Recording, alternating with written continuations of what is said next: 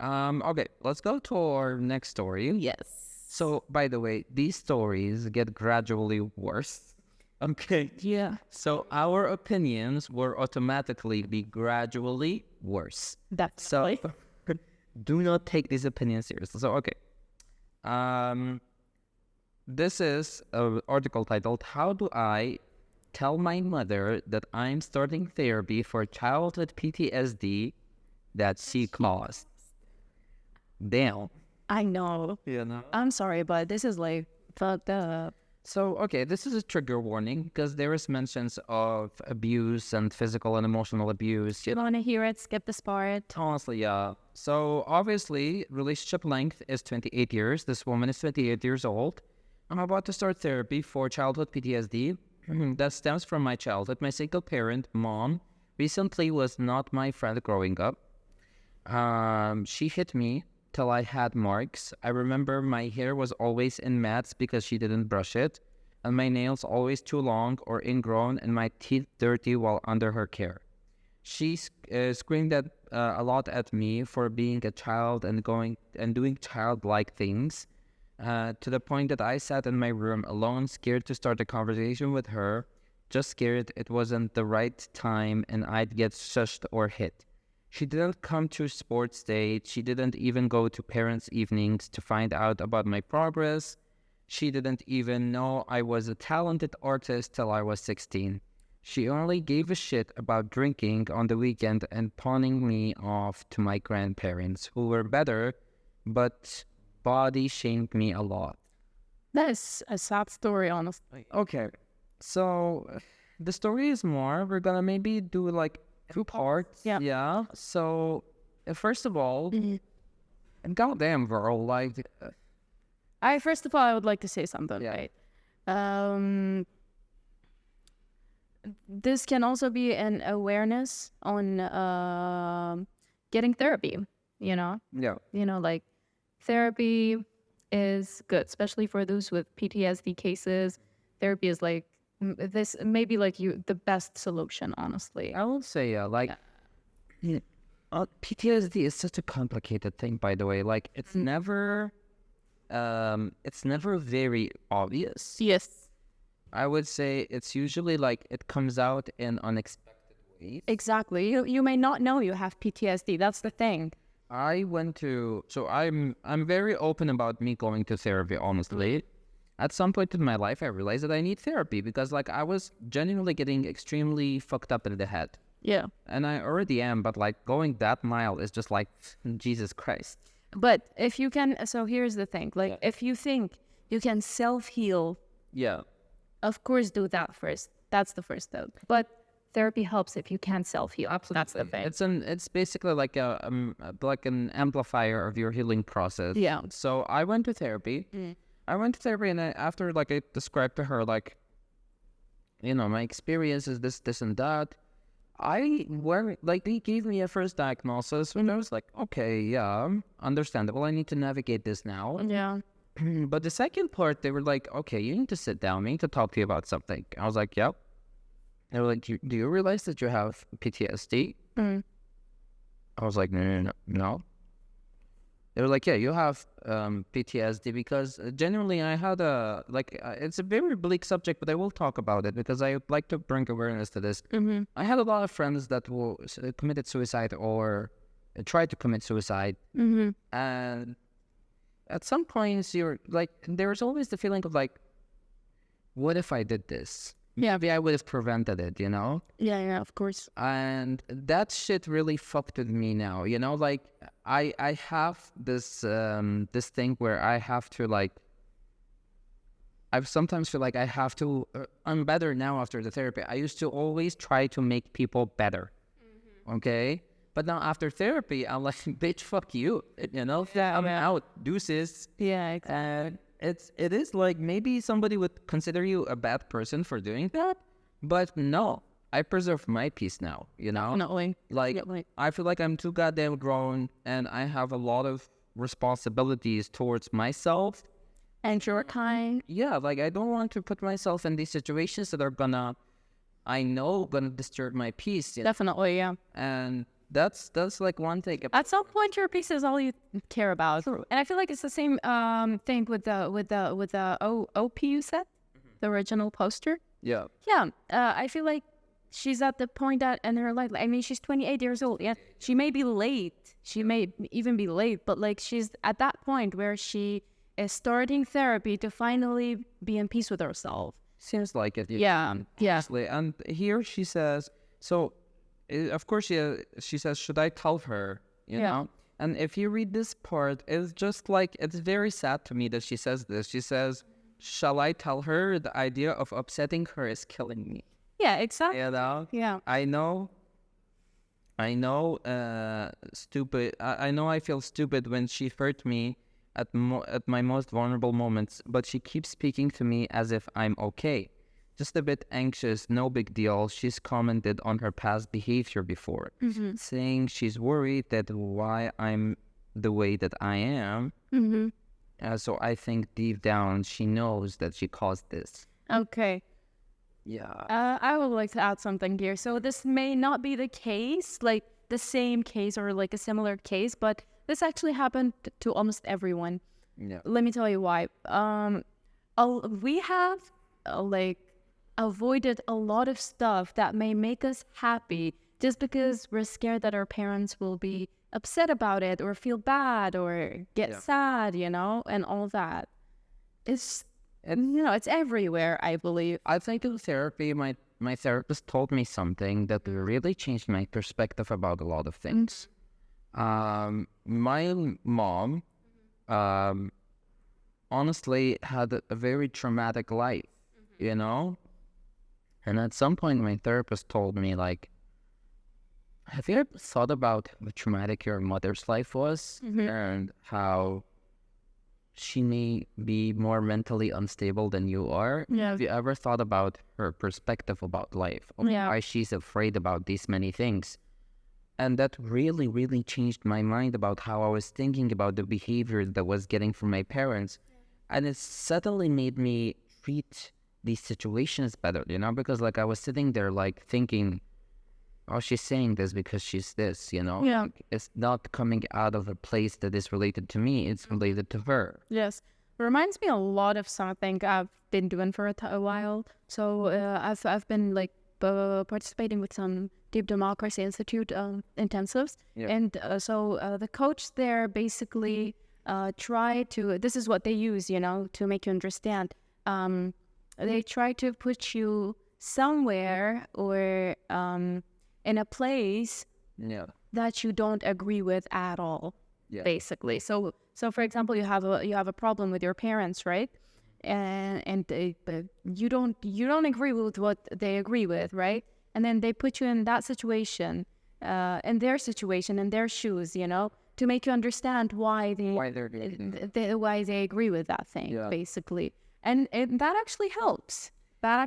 Doesn't necessarily apply to this one though, because like we don't know what the background story is. We're talking in general. The thing is with this one, like seeing that she's saying that like her hair was always in mats, her fingernails were either ingrown, That's hygiene. you know, bad hygiene. This is a story we're not gonna discuss. No. So it is just way too intense. I'm glad we read it before. Yeah, thank God. Oh my God, it was So- terrible. It's just like I feel like this mother seemed to be extremely neglectful. Okay, because like giving a child PTSD can come from maybe like several ways. Maybe being too strict can give you PTSD. True. Maybe being too Open.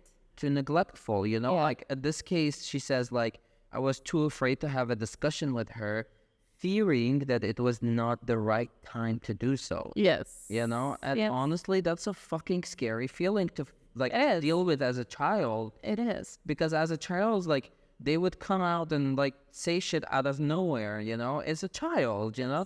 But like imagine giving a child these boundaries when they're literally like even pre-teenage years. Yeah.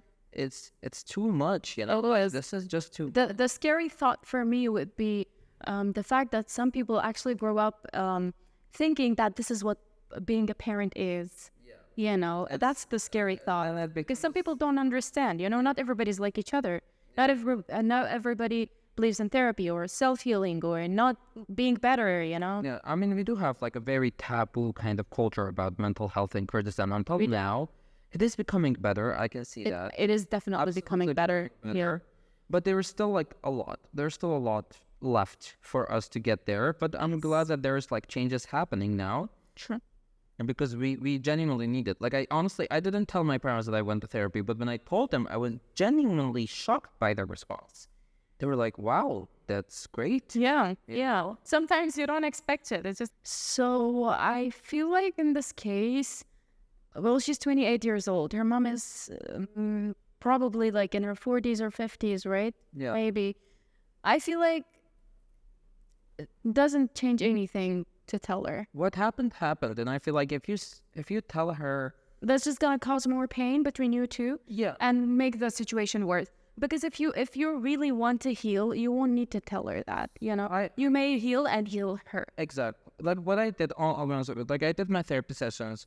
I did my healing part, and then I told my parents to come to to meet with my therapist, because I needed to understand their perspective. I couldn't sit down with them and like maybe get too emotional and yell. At that point, I understood where these things were coming. You know. Yeah. So I feel like the mom definitely needs to go to therapy, okay? Like the mom 100% has to go to therapy. Yeah. Because the mom has a lot of healing to do. Yeah. But I feel like your healing processes should at the beginning be separate and then maybe come together at some point. Definitely. Because your mom, with the lack of better words, your mom was the abuser. Your mom was the environment that caused you to be this. Mm-hmm. Staying in this environment is just going to make your healing process obsolete. It's not going to happen, you know, because you're still in this environment, you know, with this person that caused you to be this. So at least do some healing for yourself at the beginning, and then maybe go for like your mom's side, or heal the relationship. You know, that will also work. I feel like if the relationship is healed, the mom will heal with it. I think so too. Yeah. Next story. So, husband, 38-year-old male, canceled his ticket and abandoned me, 24 female, for our trip to Africa in 5 days because, quote, it's full of AIDS and maniacs. That is so racist, girl. I don't even need to read this. Bitch, dump his ass. Dump his ass. Yeah, seriously. Dump his ass. So, let's go. People are crazy, man. We're to fucking God. Yeah. You know? So it says, my husband and I got married last month. After dating for 2 years. Okay. I have always made him aware that the fact that I want to visit Africa, especially Tanzania, and this was one of my life goals up to today. I always told that I would be happy to come to the trip with me, which I was really excited about. Our flight were scheduled to leave for Tanzania on Friday, June 13th, but today he abruptly told me, after doing some deep research, that he has decided to cancel his plane ticket, non-refundable, out of concerns for his own personal security. He then had the nerve to tell me, I hope you have a good trip though, as if I'm just going to go on this entire trip by myself. Obviously, I got frustrated, and after an argument between us, he erupted. He told me that he's not going to Tanzania because it's full of AIDS and maniacs. I really want to know where the OP and her husband live. I don't know, but like, I'm sorry. I hope it's not America. I really hope it's not America. We're not attacking white people, by the way. At all. We are. So I have no idea what to do now. We've spent thousands of dollars planning and looking for booking this trip. I'm gonna lose a bunch of money because there is no way I'm going on this trip across the world by myself. I'm so incredibly frustrated and have been crying on and off all day. What are some ways to approach his actions and this entire situation as a whole? I don't need to say anything. Lies and excuses. He's probably gonna spend the time with somebody else. Dump his ass. Definitely. Dump his ass, girl. Like, I'm all here for being the bad. Like, go for the fucking trip, girl. You just said that. It's not like she's gonna hear you, but yeah, dump it. Yeah, no, like you're saying that this was one of my life goals. Yeah, why is your this is what I don't understand. Why do people actually like connect their life goals to other people? Like if it's your life goal, it's your life goal. You know? Yeah, like I'm sorry. yeah, like yeah, if somebody wants to be there, yeah, but if you don't have to force anyone into it. You know, I'm gonna give you a really good advice. You go on this trip, you go to Tanzania, you find yourself a Tanzanian boyfriend, and you dump his ass. Just I would do that too, honestly. And then he said, name your kids AIDS and Maniac. I love that. Like, Jesus Christ. People, okay, he says, like, for my personal security, first of all, AIDS doesn't just come to you by air, dumbass, okay? Exactly. And maniacs? I'm sorry, I'm just assuming you're from the USA. If there's a place filled with maniacs, it's the US. It's the USA, okay? So let's not even go there. Exactly. I'm sorry, like, this is bullshit to me. Like, for you to say that I'm not going to this trip because it's I'm sure you would not say this about any other country if it's like, by the way, I've been to Egypt. Yeah. And by the way, Egypt is a very poor country. But let me tell you, I've had the most fun ever traveling.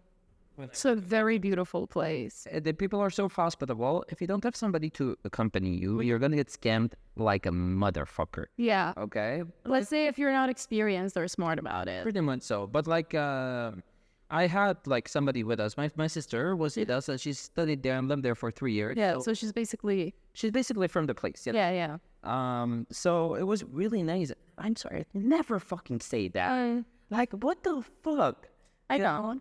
Well, in general, I would really say, yeah, like if you have personal goals, just don't involve anybody else unless you're sure about the person. Yeah.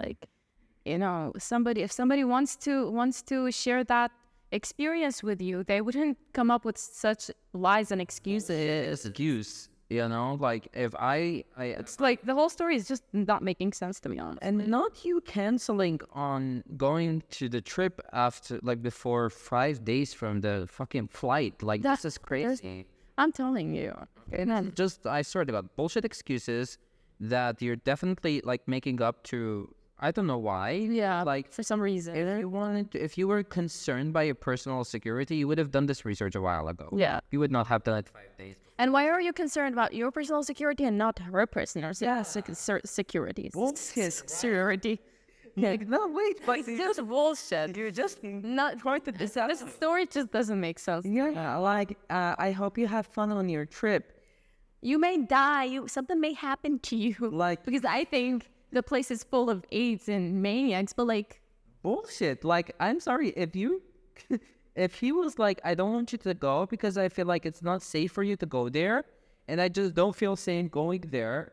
I would have been like, okay, like this guy is genuinely scared for this girl. Like maybe he cares for her too much. But no, I'm not gonna come because I'm scared for my personal safety. That's so toxic. You go. Yeah, this is toxic ass behavior. Okay. As no place is dangerous. Yeah. If you're not stupid. Yeah, like I honestly, if they're not a Karen, nobody's gonna be rude to you. Exactly. So, period. All that. Okay.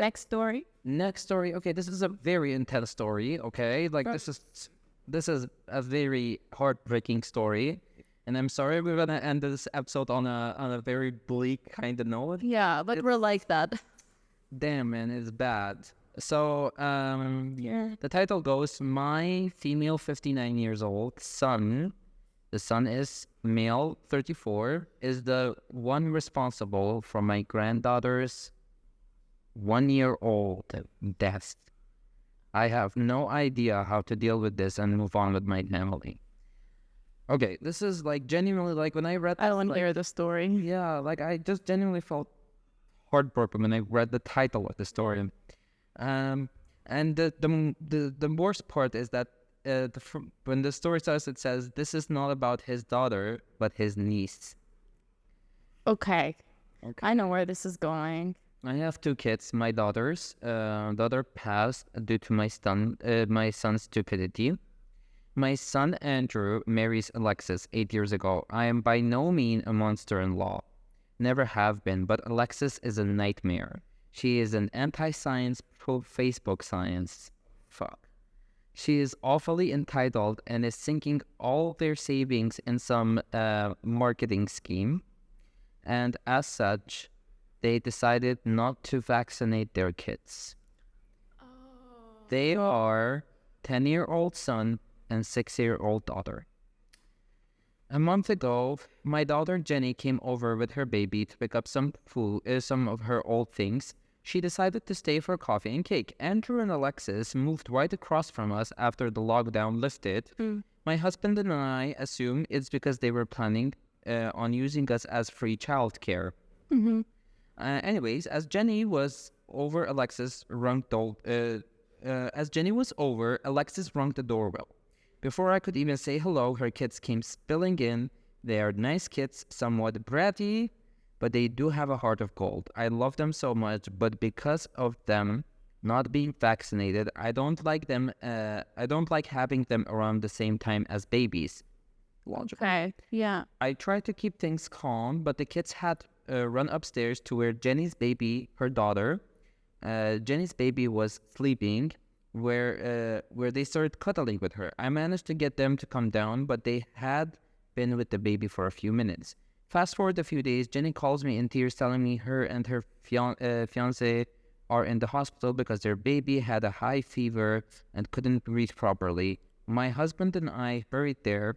Then we spent most excruciating 17 hours in the hospital that sadly ended with my granddaughter passing away. She had apparently caught whooping cough, and her little lungs could not handle it. My daughter was absolutely destroyed. I had a stinging suspicion and called my son. I asked him if his kids had been sick. He said that they had a nasty cough and a little fever, but that they managed. I don't know what happened. I lost it. I just started breathing heavy and crying hard and couldn't say much more, but to say that his niece died because of him. He had been calling me and his sister, and we haven't picked up. He has come over multiple times, and I haven't opened the door. I tried to calm down and tell myself that's probably that she caught it from someone else, only that my daughter hadn't taken out my granddaughter to places with kids for almost a month, maybe at a supermarket or in a walk. But my husband pointed out that it was likelier she caught it through close contact, and it is possible to catch it outside, but not as likely. I feel so mad, so angry. I don't know what to do. I live with my other grandkids, and I feel they are going to suffer with them as parents. How do we go on forward? Jenny's baby is never gonna forgive Andrew, and I don't know if I can either.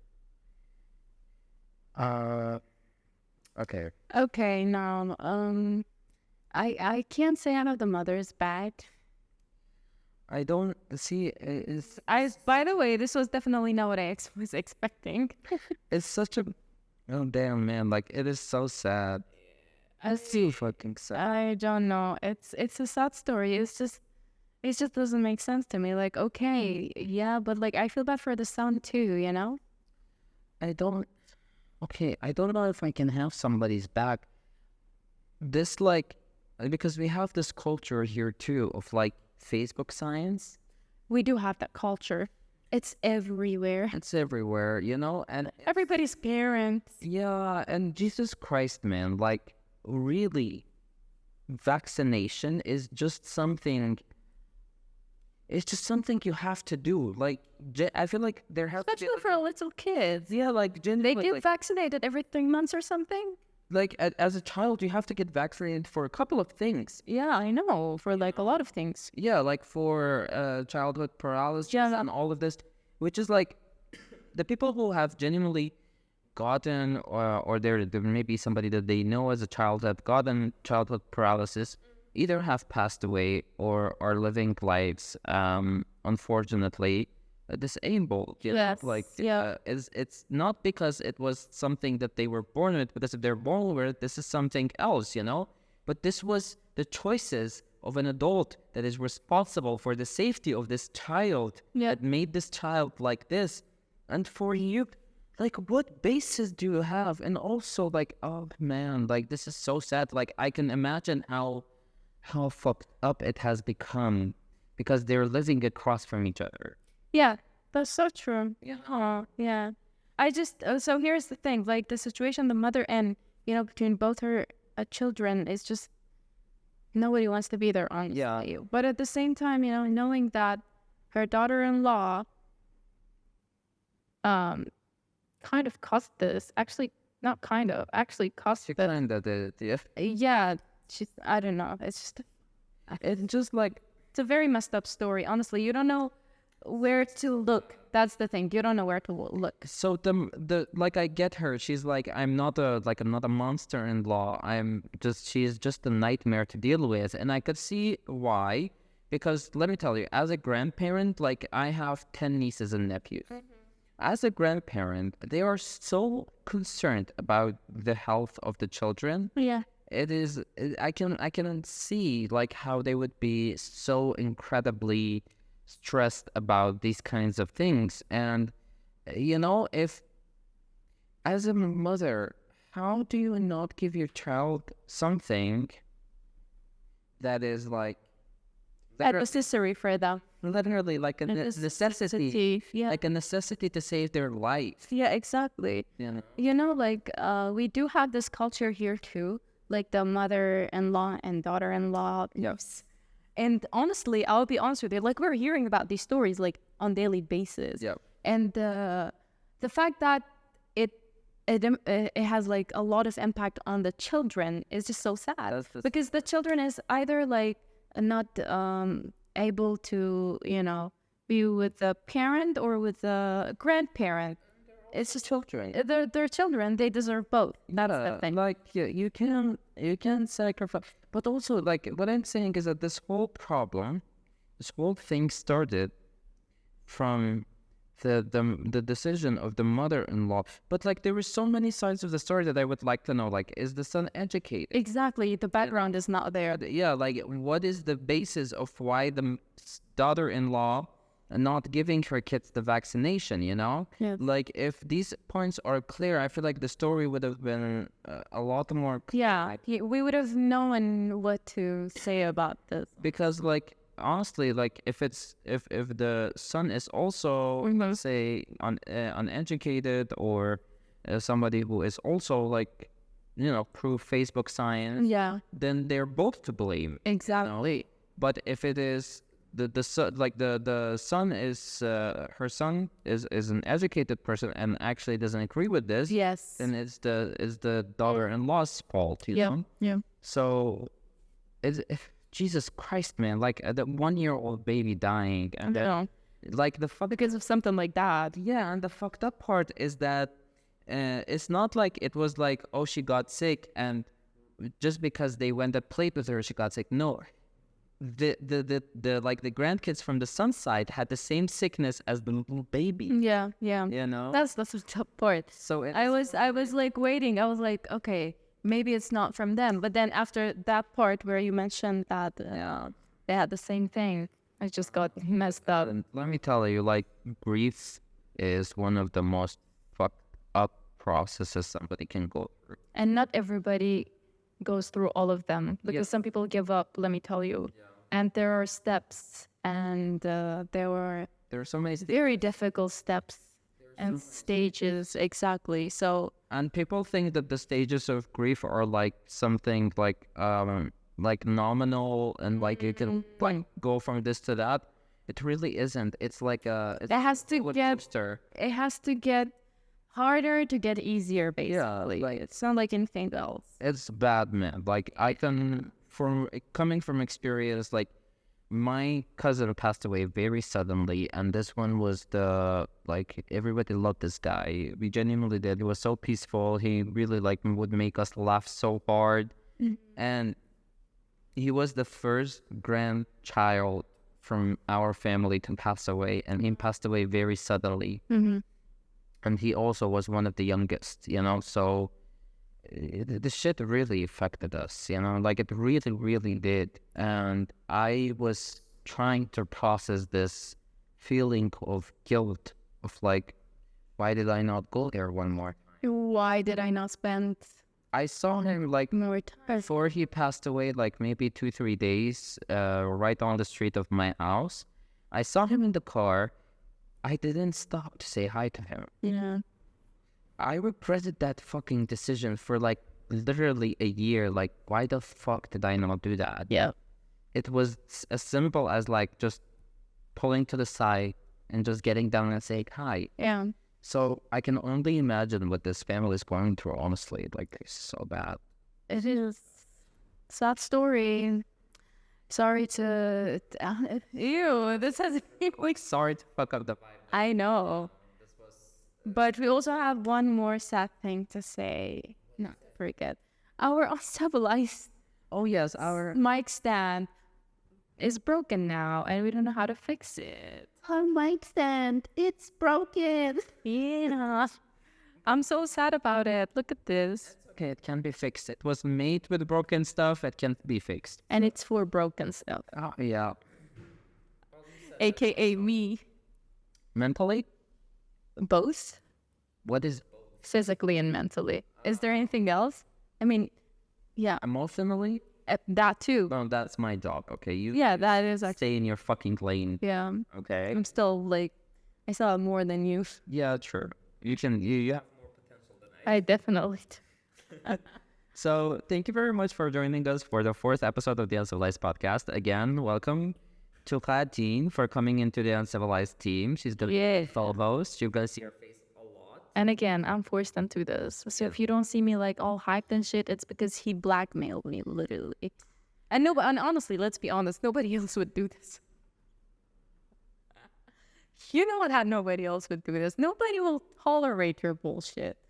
My bullshit is funny, girl, you know? Yeah, at least yours is one. Yeah, I don't even know what mine is. Yeah.